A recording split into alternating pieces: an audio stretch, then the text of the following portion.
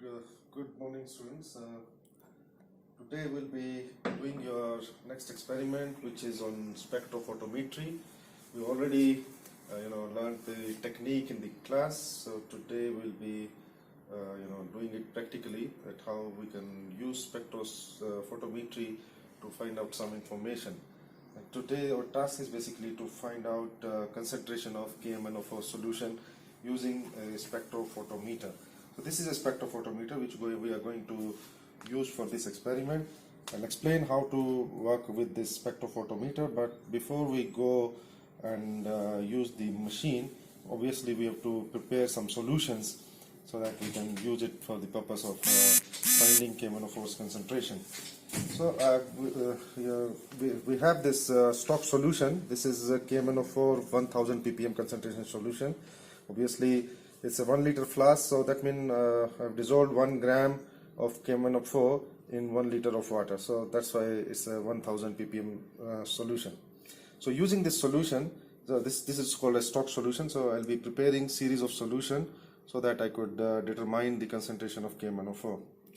So for doing so, I'll fill up a burette which will aid me in preparing the solution.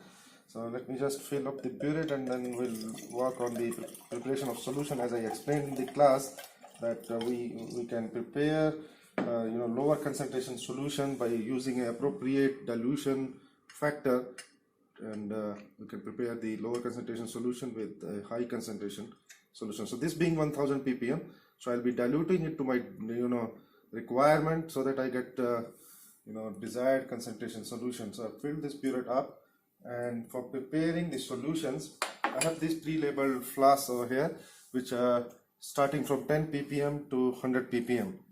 So if I have to prepare 10 ppm solution from 1000 ppm solution, what I'll do is I'll take 1 ml of KMnO4 and I dilute it to 100. So that means I'm diluting it 100 times. 1 ml diluted to 100. So that means I'm diluting to 100 times. If I'm diluting a 1000 ppm solution 100 times, so that means this will give me 10 ppm solution. So that is one thing. So we'll prepare the solution using the stock solution, which is 1000 ppm. Let me pour a little bit more because I've to take out through the nozzle so that I can prepare.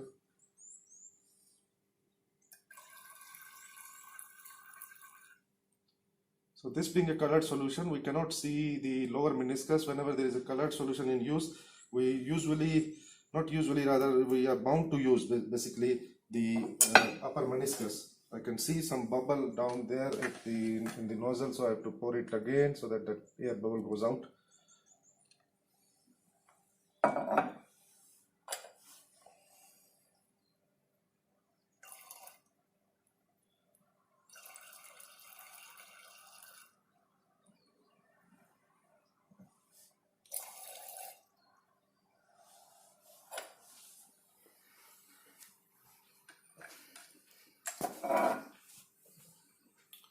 You have to make sure that there is no air bubble in the path or the nozzle. So 2 times I've noticed that there is a bubble.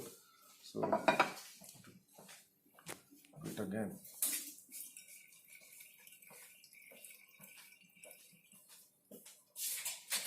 Alright, so we are set now. So as I explained, I'll take 1 ml of this solution and I dilute it to 100 ml. So that means I'm diluting it 100 times. If I'm diluting 100 times, so 1000 becomes 10 ppm. So let me take 1 ml of this.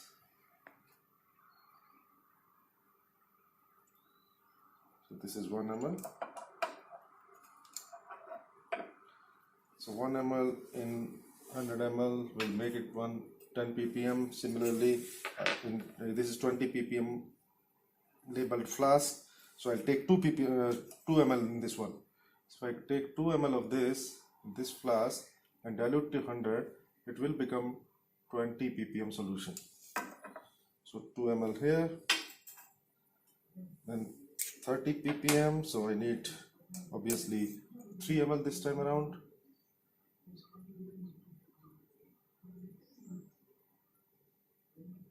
So 3 ml here.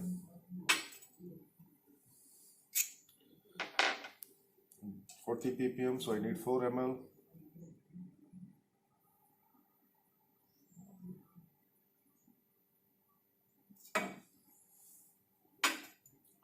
50 ppm. I need 5 ml.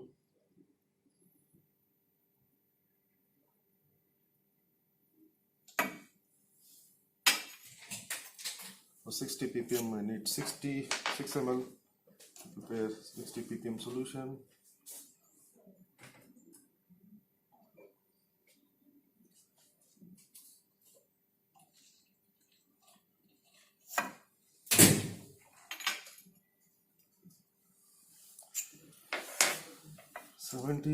So we need 7.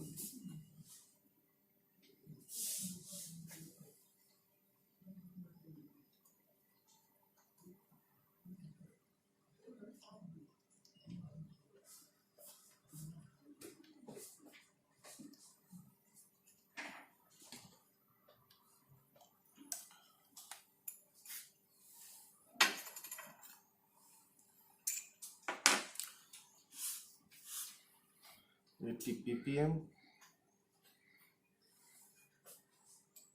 8 ml is required now.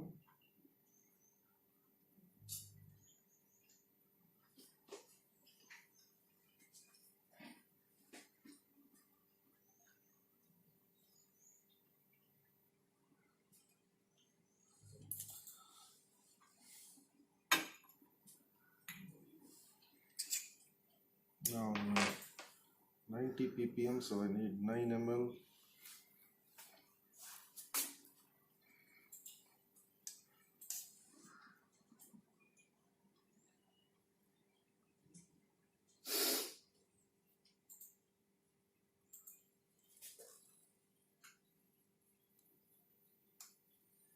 And finally 100 ppm, so I need 10 ml, and I've already used my entire stuff what was there in the buret. So what I'll do is I'll top it up so that I can use further solution to prepare this one.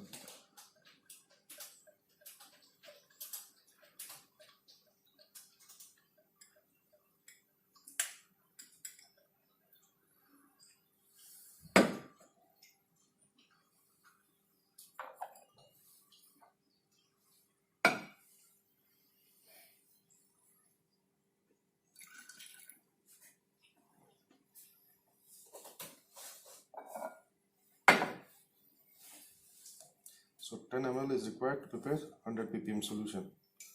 So I'll take 10 ml of this.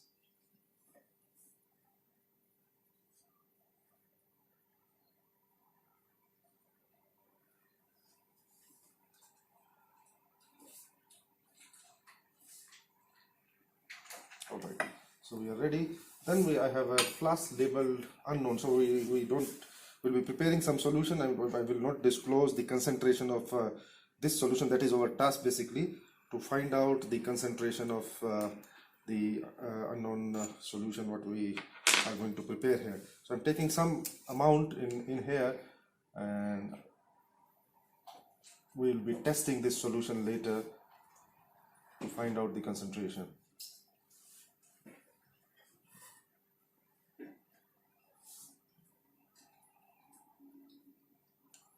Okay, so all these are ready. So basically now what we have to do is we have to dilute these solutions, because that is our motto. First to prepare the solution, then we'll go to work on the same. So again, going back 10 ppm, we took 1 ml of stock solution. Now I'm diluting with water, distilled water, to make it 10 ppm solution. This is a 100 ml capacity flask. So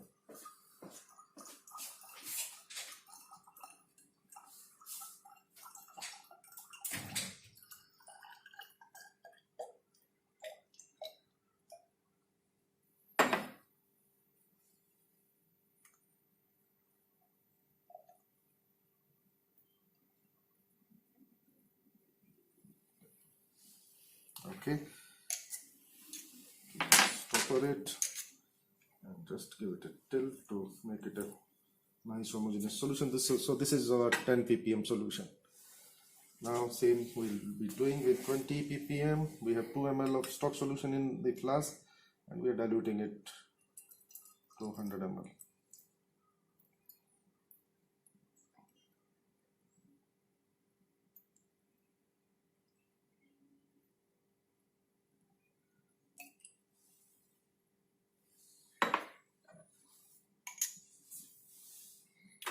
This is 20.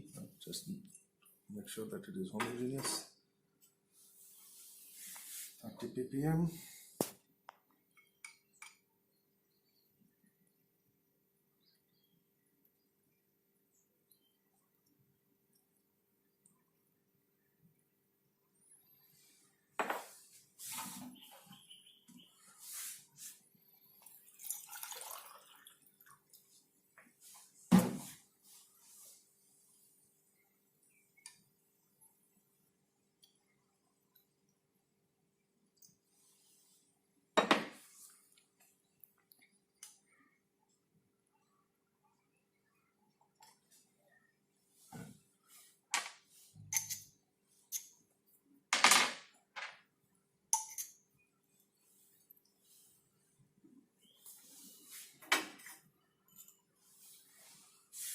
ppm. So 4 ml stock solution inside the flask already.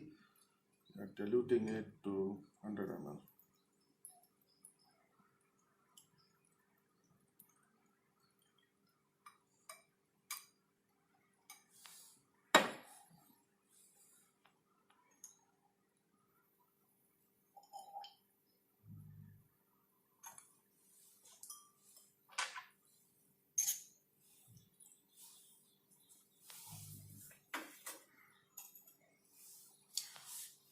ppm, so 5 ml stock solution in the flask, followed by dilution with distilled water to 100 ml.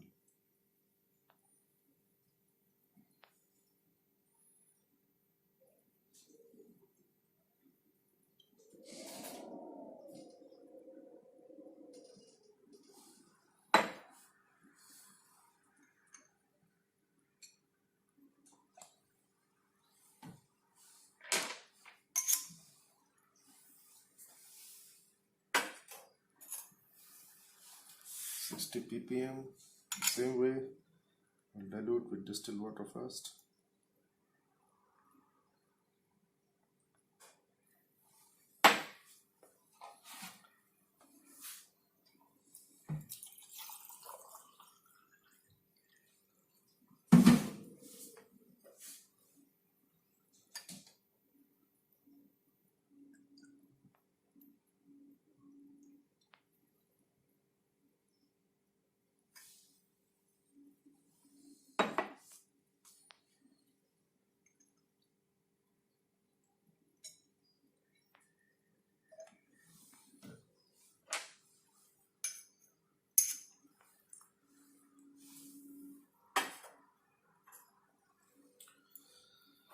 $70,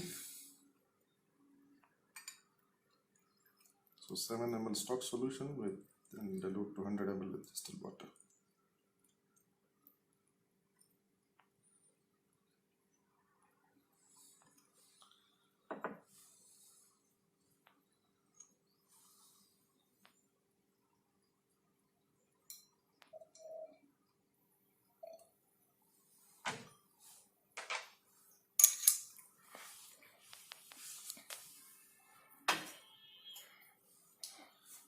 ppm.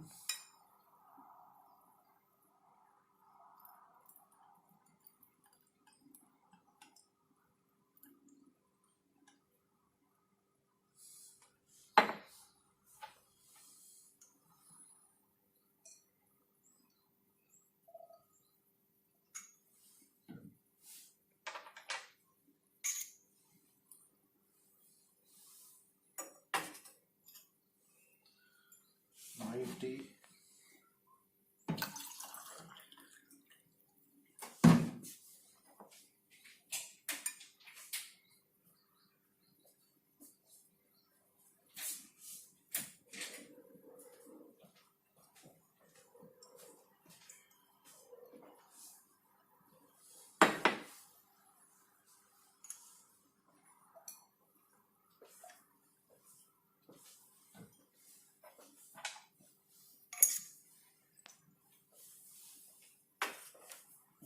And finally 100 ppm solution.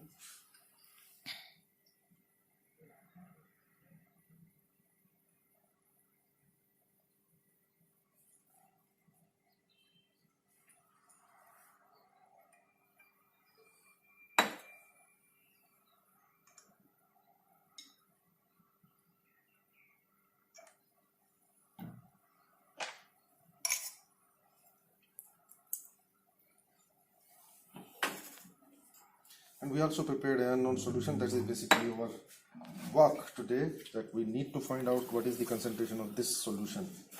So I'm not disclosing the concentration of this, so we'll find out with the help of spectrophotometer.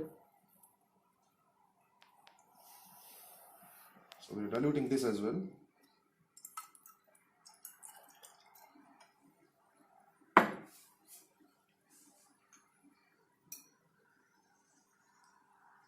This is going to be our test solution.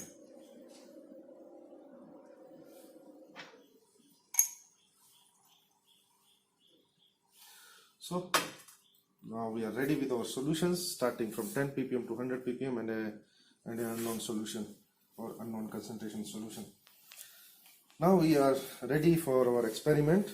So this is the device I was talking about. This is called spectrophotometer, and this is basically a visible spectrophotometer because the ray which we are going to use here is visible radiation. So out of the electromagnetic spectrum, the visible part of the spectrum is in use in this instrument. So this is obviously the digital display. We have this lid here. If you open it, you'll find some cavity inside and some spaces where you can place your cuvette. Cuvette is this tube basically, as we discussed in the class. This is we sometimes call it cell or cuvette. This is a nice material. Usually it is made up of quartz, but this one is made up of glass, but that won't affect our results. Now you see these two surfaces are very clean surfaces. This is a see-through surface, and if you look at this side, this is rough surface of the cuvette. So you need to ensure that you are holding it from the rough surface, one aspect, and then only you use it. So what we'll do is we'll now use, so without inserting any cuvette in the cavity here or the chamber here, I'll close the lid and I'll be adjusting few things on the instrument. And this is a knob which is basically used to adjust the wavelength. I can rotate it to bring it to a desired wavelength. I'm putting it at 450 nanometer at the moment. It's 450 nanometer, so that I can start from 450 and go further. So this is obviously in the visible region of the spectrum. Look at this one. This is a mode knob. If you press this, you can see on the display right now it's indicating absorbance. So if I press this, it will go to transmittance. So we have to put it to transmittance first up when there is nothing inside the chamber, and when your display is at transmittance, it should display 0. If it is not displaying 0, you have a knob here, 0% transmittance. Press it and hold it. There's something, it's not going to 0. Let me just quickly turn it off and turn on again. There's something wrong with this. Okay.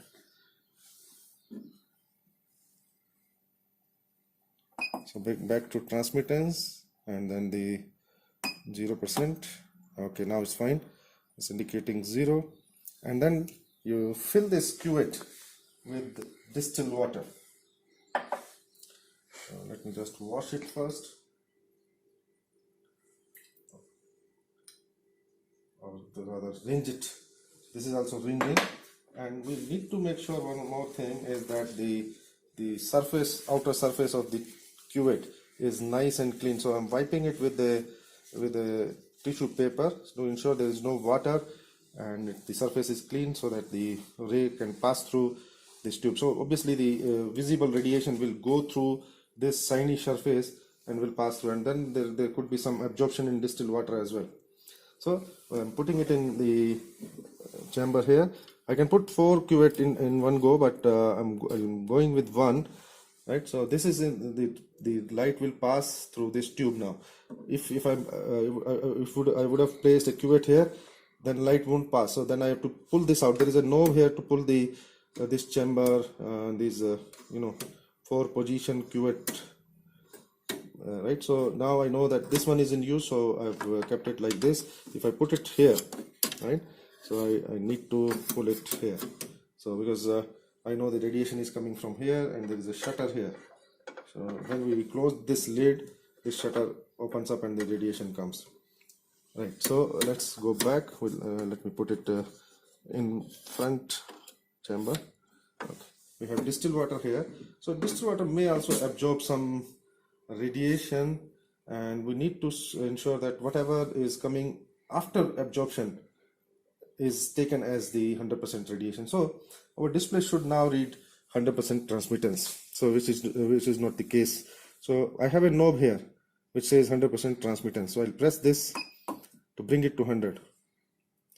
So now it's 100% transmittance, so it's showing slightly high now. Let me press it again to stabilize it. Now it's fine.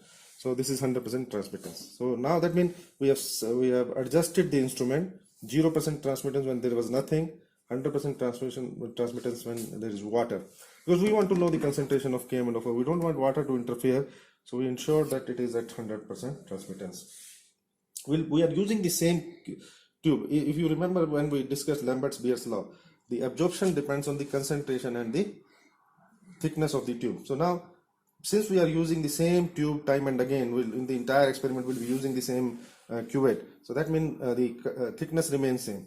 What will change is the concentration we are taking inside the tube, or the solution's concentration. That means now our absorption is dependent on concentration. So to start with, just randomly I can pick any of these solutions to find out the first information, that is lambda max. So I've taken 50 ppm solution. You can take any for this step of the experiment. Arrange your tube with this 50 ppm solution. Fill in the 50 ppm solution, and as per the practice or requirement, you need to ensure that the outer surface is nice and clean. So I'm wiping it with the tissue paper, and we have to ensure that we are folding it from the rough surface only. Now I'm inserting this in the same cavity. Okay, I'm at 450 nanometer. So now I have to record absorption basically. So I'll take this knob to absorption. So now I'm at absorption, and this is the display which is coming right now is basically the reading at 450 nanometer of wavelength. 450 nanometer, we have absorption equal to 0.167. So what I'll do is, this is not 450, this is 470. So I'm starting at 470, that's not a problem. So we are starting at 470. So at 470 it is 0.167. So I'll change this wavelength now to 480. By rotating this knob, you can bring the wavelength to your desired value. So now it is at 480, and at 480 we are noticing the wavelength the absorption is 0.160. I'm going from this one to 490 now. At 490 the absorption is 0.205. This is at 490 nanometer wavelength. Keep rotating this knob. I'm giving a gap of 10 nanometer. So 500 nanometer now. And the absorption is 0.272. Increasing again by 10 nanometer. I'm at 510 now, and my absorption value is 0.367. You see, it's increasing. Then we go to 520.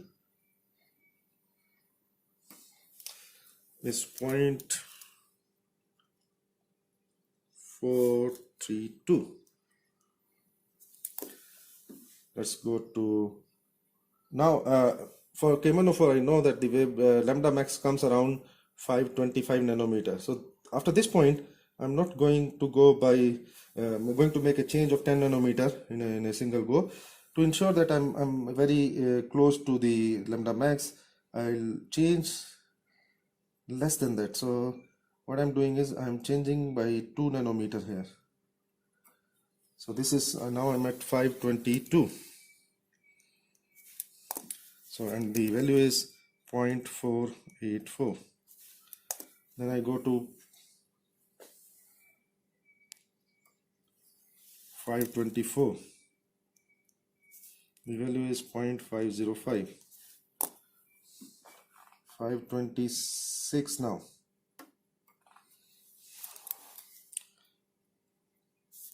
The value is 0.519. 528, it's 0.510. You see there is a decrease now. And then you go to 530, again a 10 to 2 nanometer change. 530 it is 0.480. So this started decreasing. So now since it has started decreasing, I can go again 10 nanometers. So I'm going to 540 now. 540 nanometer, it is 0.401. Then I go to 550.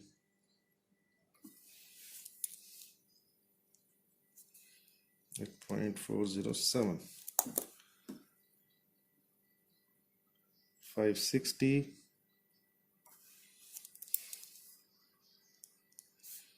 0.150. You see there is substantial decrease here. Then 570.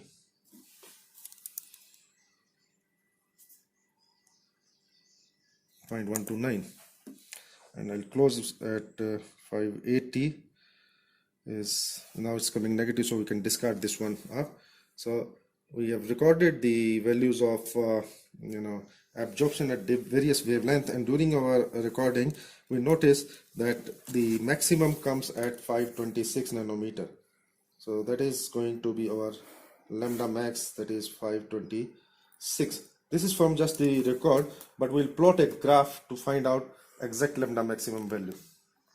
And after finding that lambda max value, we'll fix the wavelength knob at that value, because that is the wavelength where maximum absorption takes place, and in this case is 526. So I'm putting it back to 526 so that we work on a wavelength which is giving us maximum absorption.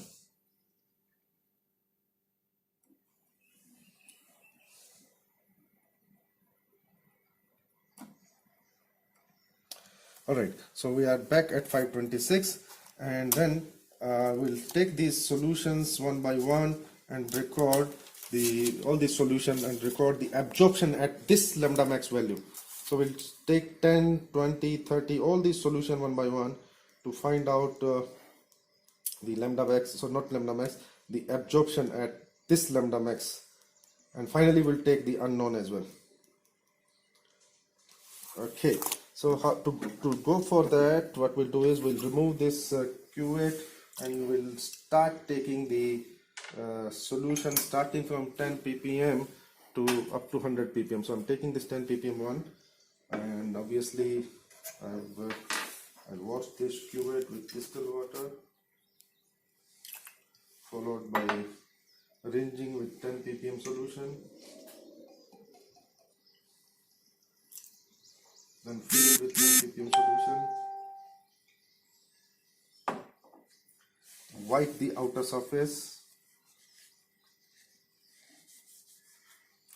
Place the cuvette in the chamber. Close the lid and record the absorption. So it's at this wavelength for 10 ppm, it's showing minus 0.77. So negative value because it's very low concentration, so have no significance basically. But anyway, we have checked it, so we'll now go for 20 ppm solution.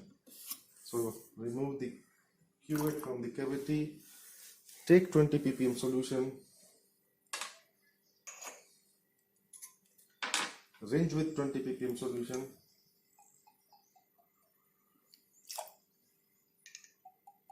fill the cuvette again, wipe the outer surface and place in the chamber again.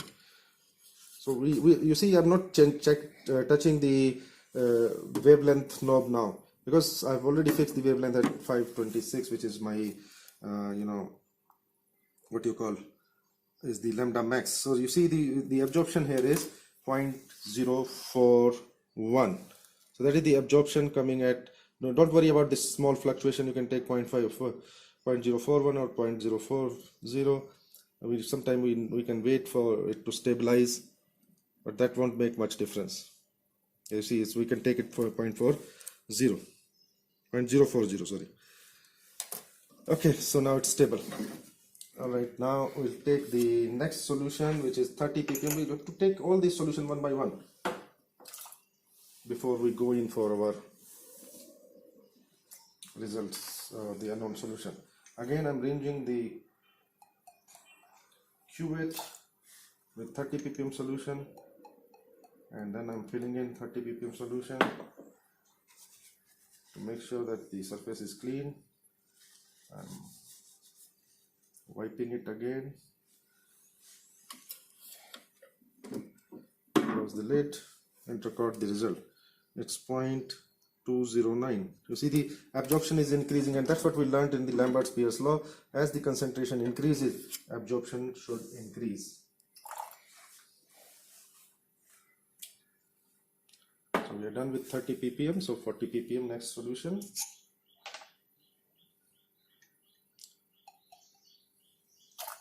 Range it, fill it, overfilled it again.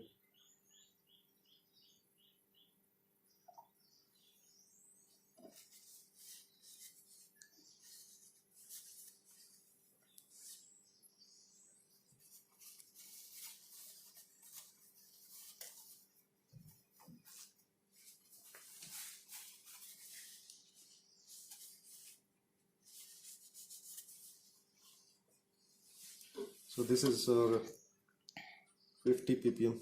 Is it 50? No, 40 ppm solution. Again goes in the cavity of the chamber, and the result is 0.355. Same way, we'll go for 50 ppm. I have 50 ppm solution here.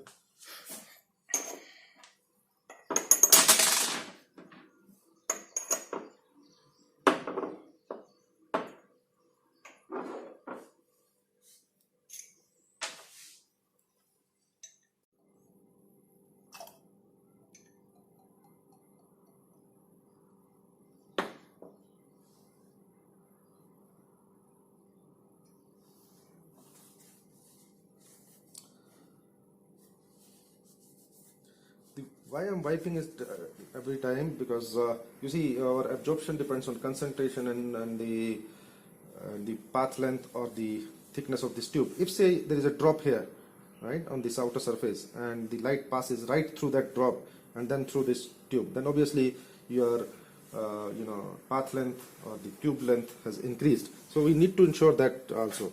So now putting it in, this is 50 ppm solution, and absorption comes at 0.530. Concentration increase obviously will increase the absorption. So we can now take our next solution in, which is 60 ppm.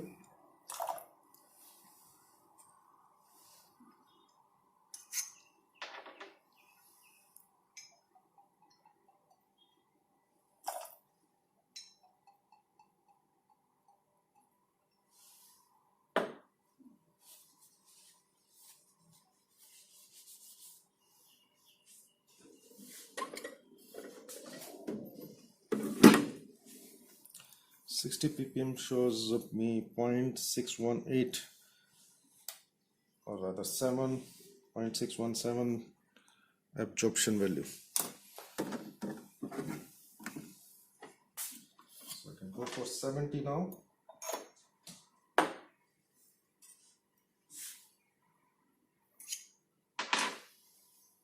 First thing to do is range with 70 ppm.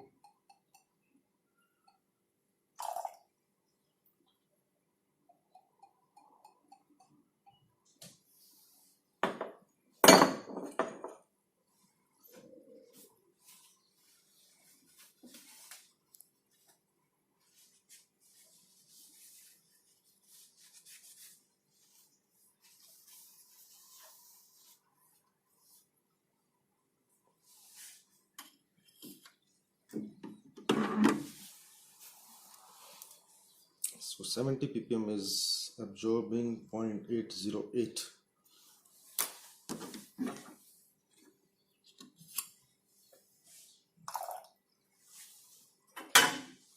I'm going for 80 ppm.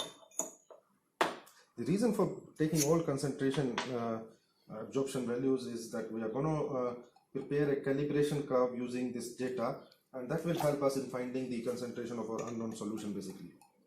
So I'm putting it in. This is 80 ppm solution in the cuvette.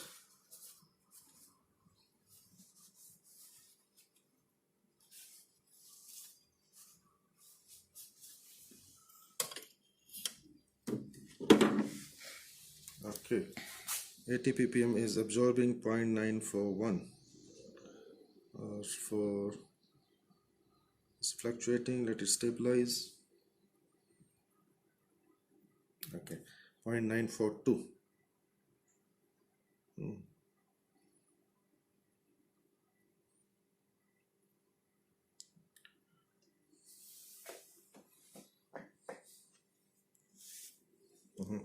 Okay, so we can take for 0.943.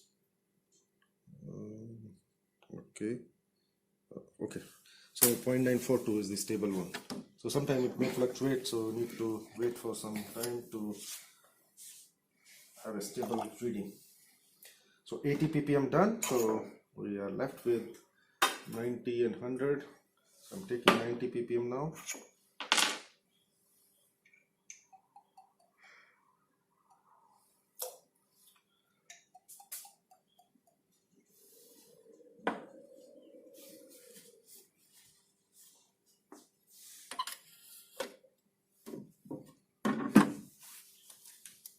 And it is 1.078 with 90 ppm solution.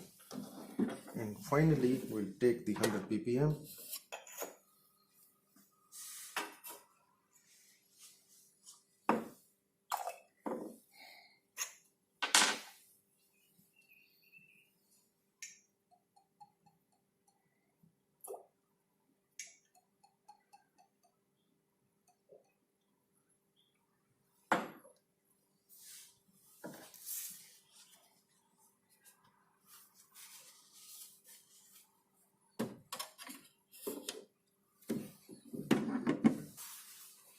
Okay, the 100 ppm gives me 1.190 absorption. So we've taken all these readings at lambda max, which was 526, and using this entire data we'll plot a calibration curve, and using the calibration curve we can always find the concentration of the test solution. So this is our test solution, unknown solution. I know the concentration because I prepared it. On the exam day you will be getting a solution which obviously you have to work with and find out the concentration of that one. So I'm rinsing this tube or cuvette with this unknown solution now, and the same way I'll place it in the chamber after wiping, and it will give me some absorption, and that absorption is 0.583. Now this is coming between 50 and 60. So at 50 when I recorded it was 0.530, and at 60 it was 0.617, and now we are getting unknown which is 0.583. Rather it's stabilized at 0.582, right? So that means my reading of unknown solution is between 50 and 60, but I'm not sure where it is whether it is 53, 54 or 55 or what.